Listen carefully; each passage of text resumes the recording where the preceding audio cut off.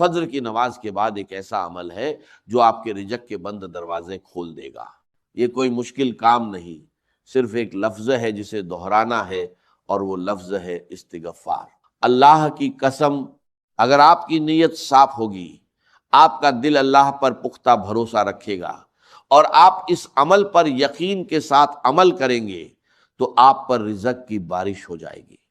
آج کی اس ویڈیو میں آپ کو مکمل طریقہ بتاؤں گا، یہ بھی بتاؤں گا کہ کتنی دفعہ پڑھنی ہے، یہ بھی بتاؤں گا کہ کیسے پڑھنی ہے، اور یہ بھی بتاؤں گا کہ اس عمل سے رزق کی بارش کیسے ہوگی۔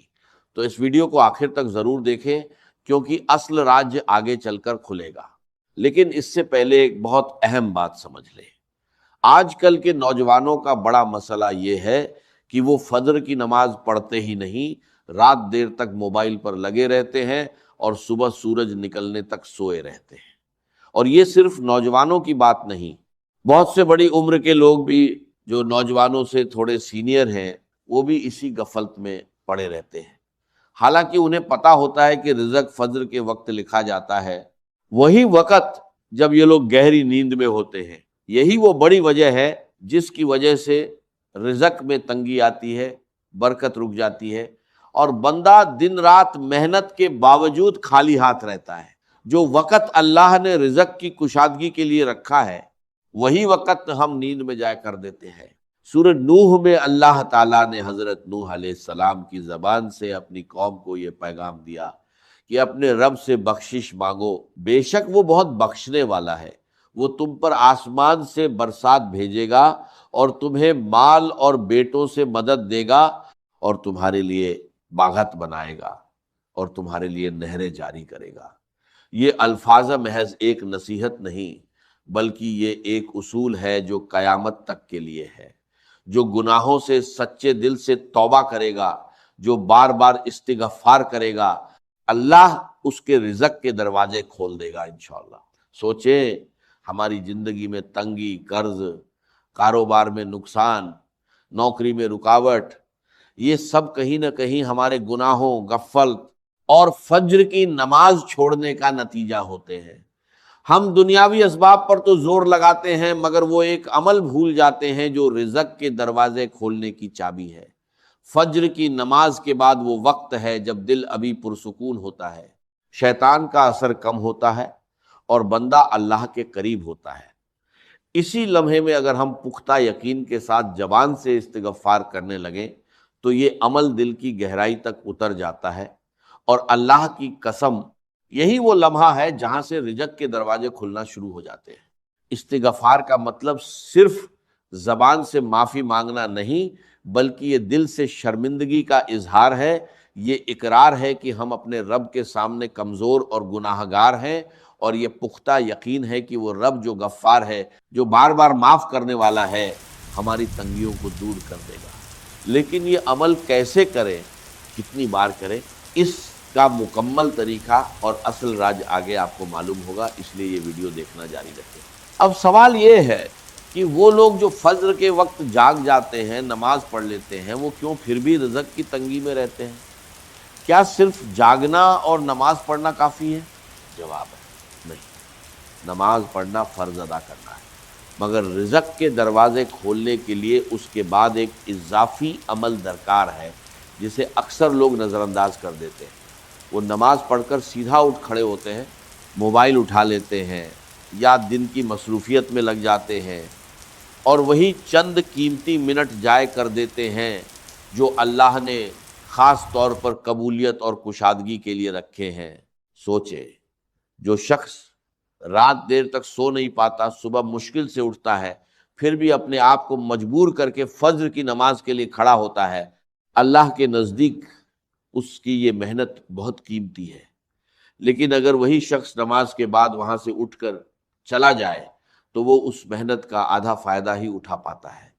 اصل برکت تو اس وقت میں چھپی ہے جو نماز کے سلام کے فوراً بعد آتا ہے، جب دل ابھی عبادت کی حالت میں ہوتا ہے، جسم ابھی سکون میں ہوتا ہے، اور شیطان کا اثر سب سے کم ہوتا ہے۔ یہی وہ لمحہ ہے جسے علماء نے قبولیت کا خاص وقت کہا ہے۔ یہاں ایک اور بات سمجھ لیں، بہت سے لوگ رزق کے لیے صرف دنیاوی تدبیریں کرتے ہیں، محنت بھی کرتے ہیں، دن رات کام میں لگے رہتے ہیں، مگر روحانی تدبیر کو بھول جاتے ہیں۔ حالانکہ رزق کا اصل مالک اللہ ہے، اور جب تک ہم اس کے ساتھ اپنا تعلق درست نہ کریں، محض دنیاوی محنت رکاوٹوں سے نہیں نکال سکتے۔ فجر کے بعد کا یہ وقت دراصل وہ موقع ہے جہاں دنیاوی تدبیر اور روحانی تدبیر ایک ساتھ جمع ہو جاتی ہے، اور یہی مجموعہ رزق کے دروازے کھولنے کا اصل سبب بنتا ہے۔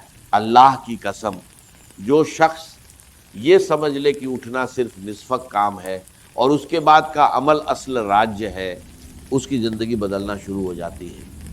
نبی کریم صلی اللہ علیہ وسلم کی زندگی میں ہم دیکھتے ہیں کہ آپ صلی اللہ علیہ وسلم نماز کے بعد بھی اللہ کے ذکر میں مشغول رہتے، فوراً دنیا کی طرف نہ لپکتے۔ یہی طریقہ صحابہ کرام رضی اللہ عنہ نے بھی اپنایا، اور یہی وجہ تھی کہ ان کی زندگیوں میں برکت اور کشادگی نظر آتی تھی، باوجود اس کے کہ ان کے پاس دنیاوی وسائل ہم سے کم تھے۔ تو اگر آپ سمجھتے ہیں کہ فجر پڑھ لینا کافی ہے تو یہ سوچ بدل لیں۔ اصل کام نماز کے بعد شروع ہوتا ہے، اور وہ عمل جو زبان سے نکلنے والا ایک ہی لفظ ہے آپ کی پوری زندگی کی سمت بدل سکتا ہے۔ یہی لفظ ہے استغفار۔ نماز کے سلام کے بعد جائے نماز پر ہی بیٹھے رہے، آنکھیں بند کر لیں یا نیچے نظر رکھیں، اور دل میں یہ سوچے کہ میں اپنے رب کے سامنے اپنے گناہوں کا اقرار کر رہا ہوں اور اس سے رزق کی کشادگی مانگ رہا ہوں۔ اس کے بعد زبان سے کہے استغفر اللہ، یعنی میں اللہ سے بخشش مانگتا ہوں۔ یہ الفاظ 100 مرتبہ دہرائیں۔ 100 کی گنتی رکھنے کے لیے آپ اپنی انگلیوں کے پوروں کا استعمال کر سکتے ہیں، یا تسبیح کے دانے استعمال کر سکتے ہیں، یا موبائل میں کاؤنٹر لگا سکتے ہیں۔ گنتی کا رکھنا ضروری ہے، کیونکہ یہ عمل کی پابندی اور نیت کی سچائی کو ظاہر کرتا ہے۔ یاد رکھیں، یہ الفاظ صرف زبان سے نہ نکالیں، بلکہ ہر بار جب آپ استغفر اللہ کہیں، دل میں اپنے کسی نہ کسی گناہ کو یاد کریں، شرمندگی محسوس کریں، اور اللہ سے معافی کی امید رکھیں۔ محض زبان کی حرکت اور دل کی غفلت یہ استغفار کا حق ادا نہیں کرتی۔ اور جو شخص اٹھ کر فجر پڑھنے کی محنت کرتا ہے، پھر یہ 100 الفاظ بھی دل سے کہتا ہے، وہ ان لوگوں سے بہت آگے نکل جاتا ہے جو ابھی تک اپنے بستر میں ہی پڑے ہوتے ہیں۔ کچھ لوگ پوچھتے ہیں کہ اگر فجر کی نماز باجماعت مسجد میں نہ ادا کر سکے، مثلاً خواتین گھر میں نماز پڑھتی ہیں، تو کیا یہ عمل ان کے لیے بھی ہے؟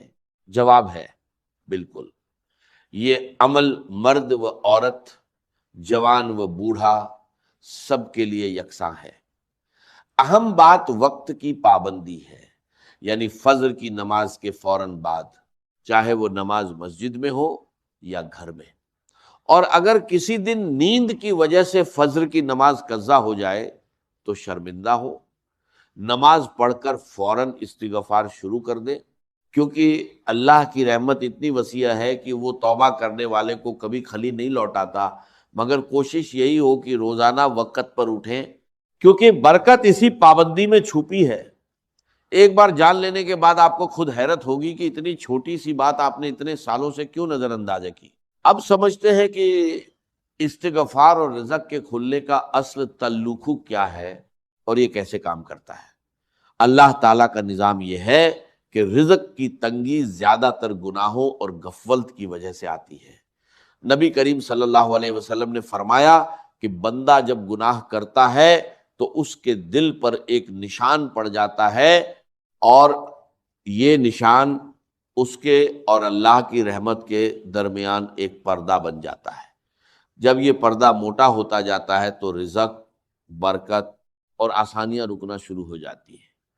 استغفار دراصل اسی پردے کو ہٹانے کا ذریعہ ہے۔ جتنی بار آپ استغفر اللہ کہتے ہیں، وہ پردہ چھنٹتا جاتا ہے اور اللہ کی رحمت کا راستہ صاف ہونے لگتا ہے۔ علماء بیان کرتے ہیں کہ جو شخص استغفار کو اپنا معمول بنا لے، اللہ اس کے لیے ہر تنگی سے آسانی نکال دیتا ہے، ہر غم سے کشادگی عطا کرتا ہے، اور اسے ایسے رزق سے نوازتا ہے جس کا اسے گمان بھی نہ ہو۔ یہی وہ وعدہ ہے جو آج بھی 1400 سال بعد اتنا ہی سچ ہے جتنا اس دن تھا جب یہ الفاظ کہے گئے۔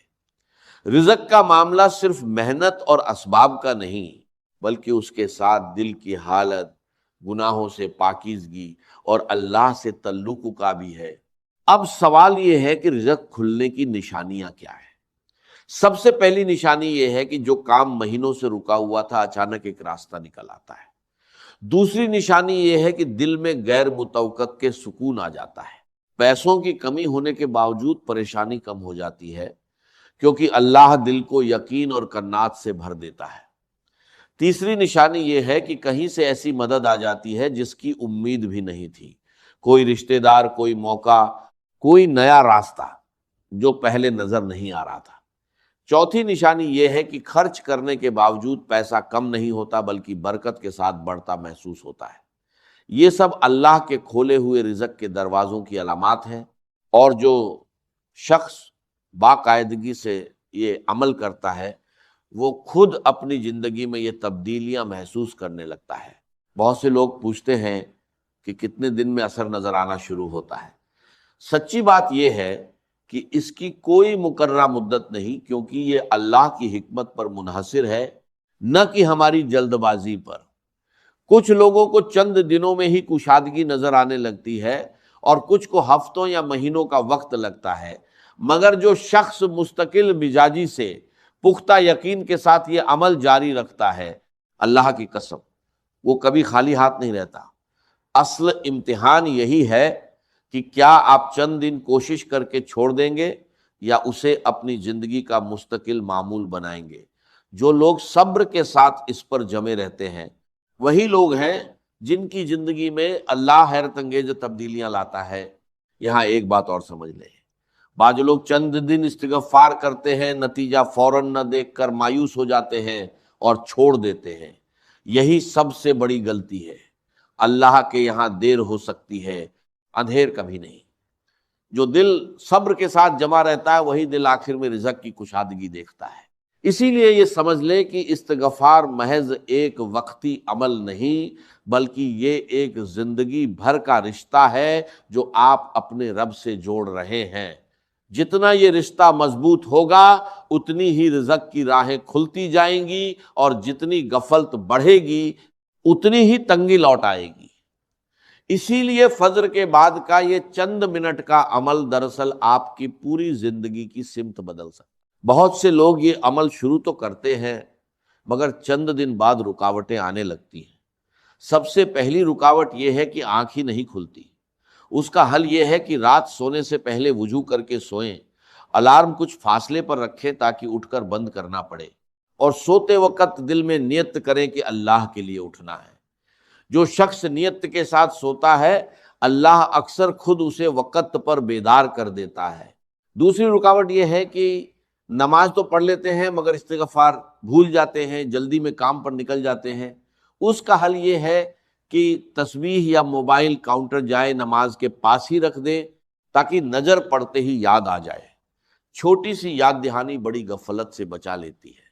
تیسری رکاوٹ صبر کی کمی ہے۔ کچھ دن پڑھ کر جب فوری نتیجہ نہ آئے تو دل مایوس ہونے لگتا ہے۔ یاد رکھیں، بیج بونے کے بعد فصل اسی رات نہیں آتی، وقت لگتا ہے۔ ایک بھائی نے یہ عمل مستقل 3 ہفتے کیا۔ کاروبار میں سخت مندی تھی، قرض بڑھ رہا تھا۔ تیسرے ہفتے کے آخر میں ایک پرانا گاہک واپس آیا اور ایسا آرڈر